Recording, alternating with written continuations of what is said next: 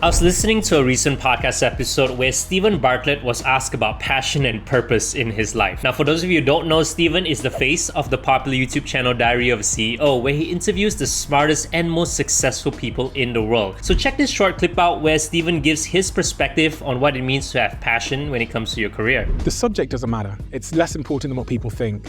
I think everyone in this room and everyone listening to this now could find their passion in a multitude of industries if they had these 5 things. The subject matter is less consequential because I wasn't born to be a social media CEO.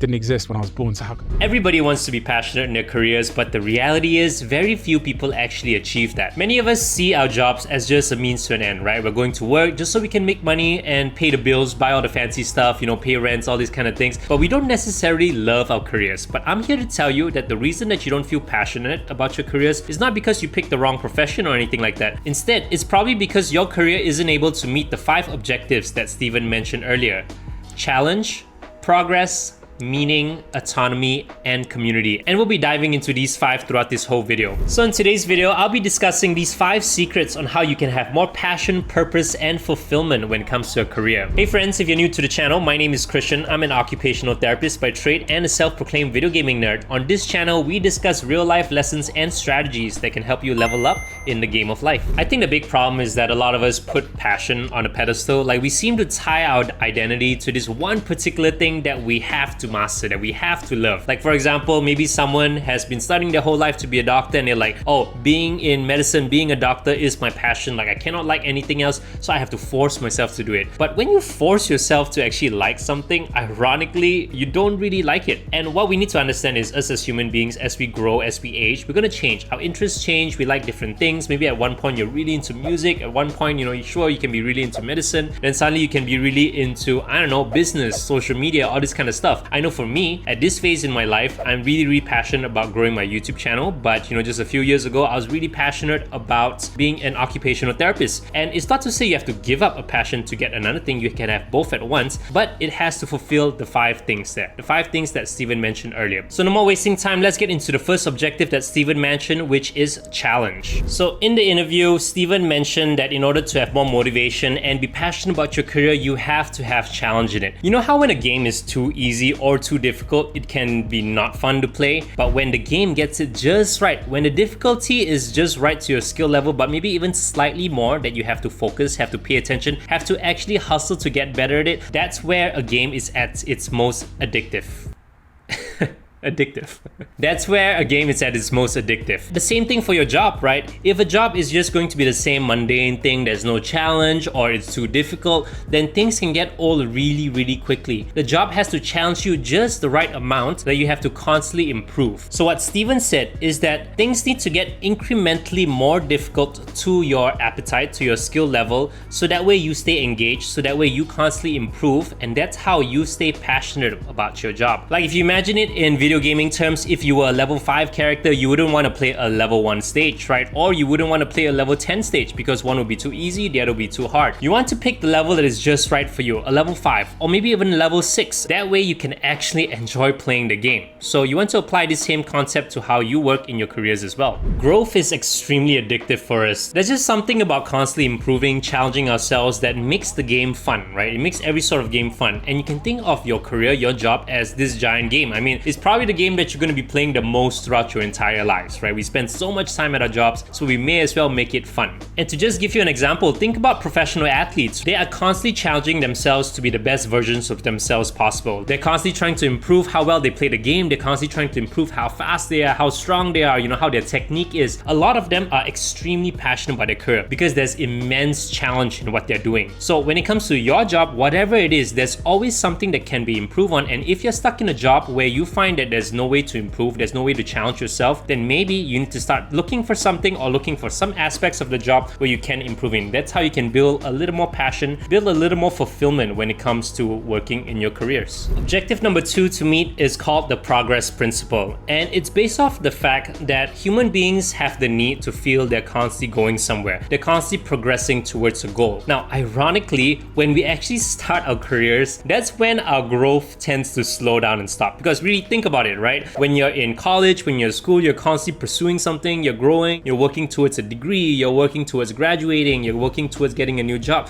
But the moment you land a job, everything kind of stops. You're just working that job just to make some money so you can pay off their bills, right? So ironically, we lose that sense of progression once we get that career. And I think a lot of people would relate to this, that you start working, maybe you pick the job that you think you like, you're making pretty decent money, but then you find yourself in a situation where there's no actual progression going anymore, right? You're simply like, oh, this is my task, these are my career, and I'm going to be stuck doing this for the next 5 to 10 years. That is such a terrible place to be in, because we need to have a goal. We need to know that there is a way that we can still level up and get better as we go through this whole path. And to give you guys an example why it's so important to show progress is, I work in the medical field as a rehab therapist, and one of the first things I always do when it comes to a new patient is I set goals. I tell them exactly what they need to achieve in order for them to get better, in order for them to leave the hospital. And it can be something as simple as being able to dress themselves completely, being able to walk 100 feet, being able to take care of themselves, go to the restroom, brush their teeth, all these sorts of stuff. Just having those goals is so important because it allows them to make progress towards something. If not, what tends to happen if I don't set any goals is someone gets frustrated, right? They get frustrated like, why are we doing all this? What's the point of it? I'm not exactly going anywhere. But the moment that there is a goal, I was like, hey, you're doing all this because we're moving towards this goal so that we can get you home. Now everything tends to make sense. They become a lot more motivated. They become a lot more agreeable to actually putting in the hard work. So the same has to go for your job. You need to have some sort of thing that you're working towards, right? So when it comes to your own self, maybe there's a new promotion you're working towards, maybe a new skill you can actually work to master. When it comes to the company as a whole, maybe to know that the company is working towards this mission, working towards this goal. Whatever it is, human beings just need to feel that we're working towards something. And if you're stuck in a job where you just feel every day is the same, you're not really going anywhere, then there's a problem. Because that there is how someone becomes burnt out. That there is how someone just dreads going to work. Because every day is the same thing, we're not working towards anything, and it just feels that we're just working soullessly, right? Without really a purpose, without really working towards anything, and that can be such a tough place to be stuck in. So the third objective is pursuing a goal in our careers that is subjectively meaningful. Now this is the big one, because all of us wants to work a job where we feel bring meanings to our lives. I think all of us want to have our job at least have some sort of positive impact on the world, right? For me, for example, I work in the medical field, and helping people makes me feel good. Helping people brings meaning to my life because, I feel like I'm doing good in the world. I feel like I'm having some sort of positive impact on the world. So that there is the meaning. That's what brings a lot of fulfillment to me. But just understand that there can be a lot of different ways that a job can bring meaning to you. Not necessarily just by helping people. Maybe your job helps you travel and see the world. Maybe your job helps, take care of nature. Your job helps advance technology. Whatever it is, you have to have some sort of thing that you're able to tie what you're doing in your job to actually having meaning in your life. I think that there really is the key. You see,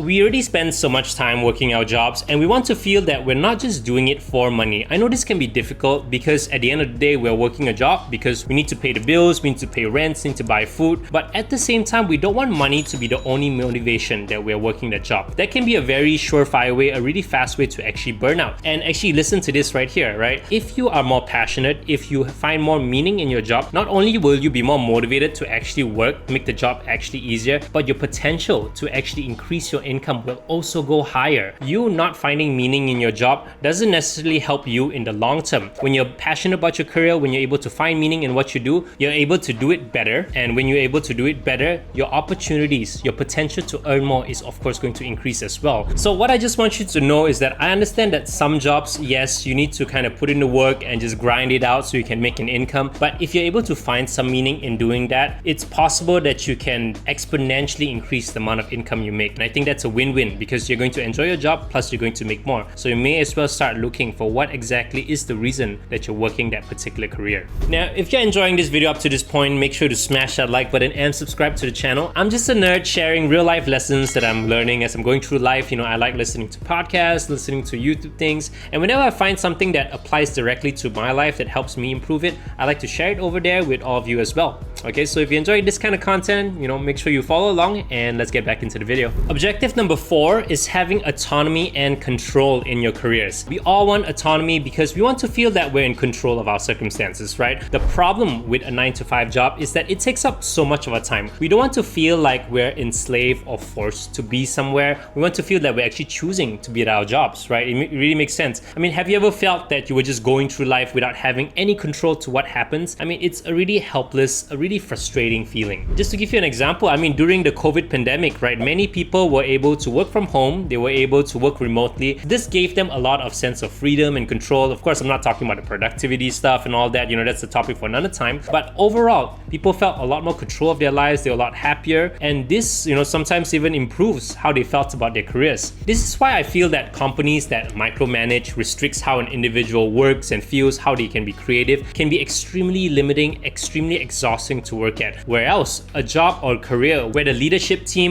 really encourages people to, do their best work, to really, experiment with stuff, are supportive of their growth, can be someplace that can be very exciting to work at. Someplace that someone will feel passionate about it because they feel that they have autonomy, they have control over how they improve, how they're going about their day-to-day tasks in their everyday jobs. I think freedom is the big one right there, because we already feel like, we're forced to go to this 9-to-5 job, and we don't want to feel that when we're at this 9-to-5 job, we're not even able to express ourselves. We're not able to do what we want to do. A job really shouldn't feel like you're putting on shackles and you have to put on these fake fronts, just to make people happy. A job should be an avenue, a vehicle where you're able to express yourself. And to give you an example, the reason that I feel so fulfilled in my career isn't necessarily because I'm an occupational therapist working in the medical field, but it's more so that, where I'm working, I feel like I'm in control of what I do. I'm in control of how I want to treat my patients. I'm in control of, how I go about my day-to-day. I'm not micromanaged. I'm not boxed into a very, very set schedule where I have to follow. I'm given that freedom, that autonomy to do the best work that I can based off who I am as an individual. And of course, all of us are very, very different people. So if a company forces you to follow these really, really strict guidelines, then that can be something that can be very unmotivating, very restrictive to the individual. And of course, there is a push and pull here. A job is still a job. You have to follow the rules, you have to do what you're told. But I feel like there can be a way where it can be a fine balance between allowing you to have autonomy and control over how you do your day-to-day tasks, or having a small guideline so that way, you're not deviating too far and there's chaos on the company. Having autonomy and control, extremely important to having more passion in your careers. Now, the fifth and last objective that you have to meet in your careers is having a supportive community. Even though you have all the four ones before this, if you do not have a supportive community, it can really take away the passion that you feel for the job. Whereas if you do have a supportive community, it can greatly amplify the satisfaction, the passion that you have to your careers, job, and your day-to-day tasks. And the reason for this is because most of our jobs require some sort of interaction with other human beings, right? Some, of course, more than others. I mean, even remote jobs, we have to talk with our teammates, we have to talk to our bosses. And I feel that a career where the community around you that supports your ideas, that's constantly trying to collaborate, communicate with you, can be a very important thing to how you feel about your job. Whereas a job where everyone's trying to one-up each other, there's a lot of gossiping going on, people tend to put each other down, can be somewhere that is extremely difficult to stay motivated. Even though the money is good, even though it's absolutely the best job possible in terms of, what exactly you want to do, if the community around you isn't good, then it's going to be extremely difficult to stay motivated to go so. I can easily say that one of the biggest factors why I feel really contented in my current job right now is because of the community surrounding me. I have the leadership team, peers that are just so supportive of each other. We enjoy helping each other, we respect each other, and that makes me feel like, it's somewhere I want to be. Whereas in my previous job, I worked the exact same title. I was still an occupational therapist in a hospital, everything's still the same, but the difference was that the leadership team didn't really support my ideas, didn't really wanted to collaborate, to work with me. And instantly, even though, it was something that I enjoyed doing, right, my day-to-day tasks, helping people and everything, I still didn't feel passionate about it. And that's because the community surrounding me wasn't as supportive. So this is a tough one, because I think more and more companies right now are starting to realize the power of having a proper culture, having a supportive, leadership, supporting peers, everyone be on the same page. They're starting to realize how important this is. However, because people are so different as individuals, there's of course going to be clashes of opinions, clashes of how things work, but you want to find a job, you want to find a career where the community around you is going to support your growth in the company itself. So at least that there is the fifth objective you have to work when you're looking for passion in your career.